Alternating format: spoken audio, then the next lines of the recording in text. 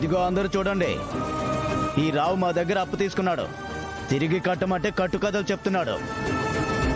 Sir sir మీకు దండం పెడతాను, కావాలంటే మీకు కాలు పట్టుకుంటాను. నాన్న ఏం చేస్తున్నావు నాన్న?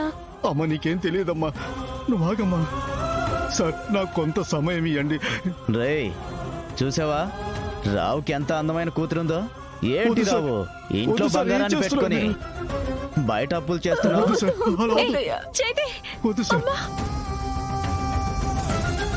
ఏంటి సార్ ఏం చేస్తున్నారు మీరు?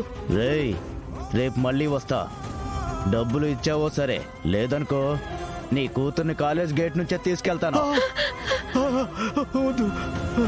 అప్పుడైనా డబ్బులు ఇస్తావా, లేకపోతే కూతురు భారం తీరిపోయిందని చేతులు దులుపుకొని వెళ్ళిపోతావా? రేయ్ వదరా వెళ్దాం. ఏంటి సుబ్బన్న ఇది? రావుగారు లోన్ తీసుకుని కట్టలేదా కదా? ఇలా అయితే మన కాలనీ పరువైపోతుంది. లోన్ తీసుకుంటారు గానీ కట్టడం మాత్రం చేత కాదు. ఒకసారి ఆ లోన్ రికవరీ చేసేవాడికి ఫోన్ చేసి వడ్డీ డబ్బులు రెడీగా ఉన్నాయి, వచ్చి తీసుకెళ్ళమని చెప్పండి. కానీ మేడం నా దగ్గర డబ్బులు లేవు కదా. పర్వాలేదు, పిలవండి, మిగతాది మేం చూసుకుంటాం.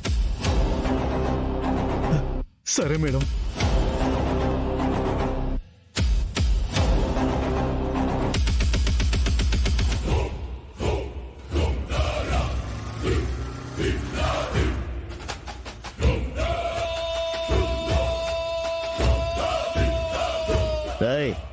డబ్బులు తీసుకురారా. అడుగుతుంది నిన్నే, వడ్డీ డబ్బులు తీసుకురారా.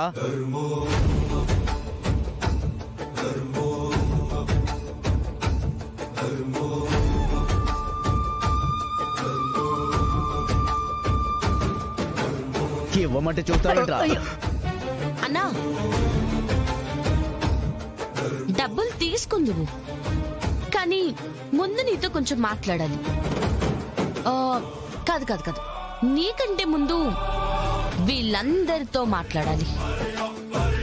మీరందరూ ఒక్కొక్క ఊరు నుంచి, జిల్లా నుంచి, రాష్ట్రం నుంచి వచ్చుంటారు. గట్టిగా మాట్లాడితే ఎవ్వరికి బంధువుల ఇల్లు కూడా దగ్గరలో ఉండుండవు. అంటే ఇరుగు పొరుగు వాళ్ళే మీ ఫ్యామిలీ.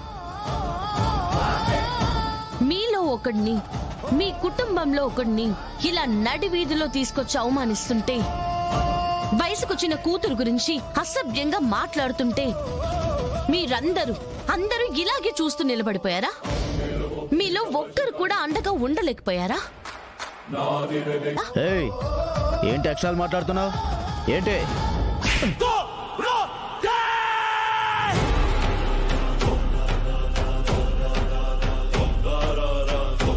నోర్ మొయ్. అన్యాయాన్ని ఎదిరించడానికి ఒక్కడు కూడా ముందుకు వేయలేకపోయారా? కష్టంలో ఉన్న మనిషికి కనీసం మాట సాయం కూడా చేయాలనిపించలేదా? ఒకప్పుడు ఊర్లో అరుగు మీద కూర్చొని ఒకరి కష్టాన్ని ఒకరు చెప్పుకొని ఓదార్చుకునే వాళ్ళంట.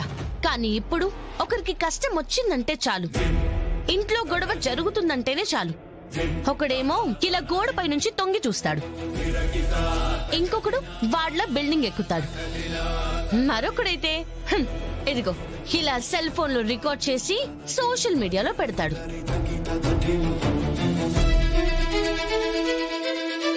మనలో ఒకడు మన ఇంటి పక్కన వాడి బాధ మనకొక ఎంటర్టైన్మెంట్ అయిపోతుంది.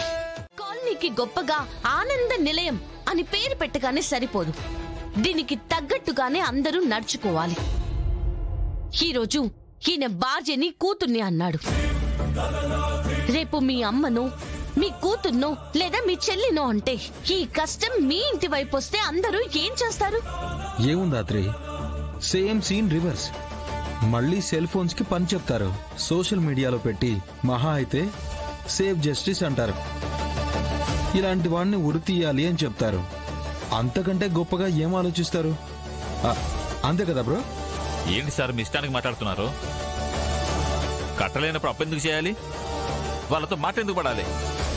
కరెక్టే సార్, కానీ తీసుకున్నప్పుడు ఈయనకు కూడా తెలియదు కదా సార్ కట్టలేను అని. కట్టగలను అనే నమ్మకంతోనే తీసుకుని ఉంటాడు, కానీ పరిస్థితులు అనుకూలించక కట్టకపోయి ఉండొచ్చు కదా.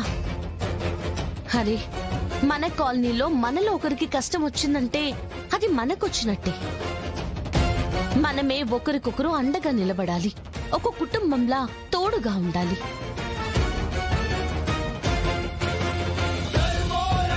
మీ అందరి మౌనం ఇవాళ ఈ కుటుంబం ప్రాణాలు తీసుకోబోయింది. కష్టం రూపం ఏదైనా అది ఎదుర్కోవడానికి మనిషికి ఒక తోడు అవసరం. ఇవాళ ఆ అవసరం రావు గారికి వచ్చింది. రేపు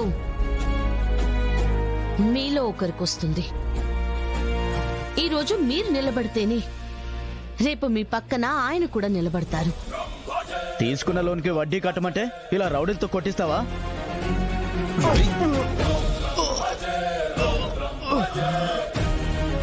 ఏమన్నావురా? లేరా, నీ కంటికి మేము రౌడీల్లా కనిపిస్తున్నామారా?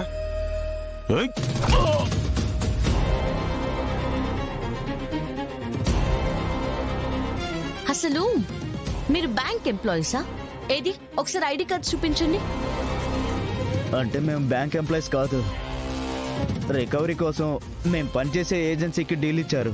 అలాంటప్పుడు రికవరీ చేయడానికి కూడా కొన్ని రూల్స్ ఉంటాయి తెలుసా?